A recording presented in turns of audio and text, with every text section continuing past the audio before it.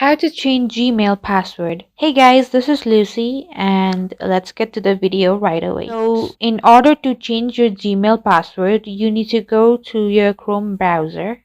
Here in Google, you need to log into your Gmail, and here you need to click on the menu option next to your profile right here, and you need to click on account.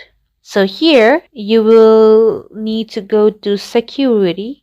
Scroll down and you will see password. Click on that. After that, you will need to draw your passkey or your pattern of your mobile phone. And here we are in this page where you will need to enter your new password, and you need to type it again to confirm your new password. After that, click on change password and you're done. Thank you guys for watching. Like and subscribe for more videos, and I'll meet you guys in the next video.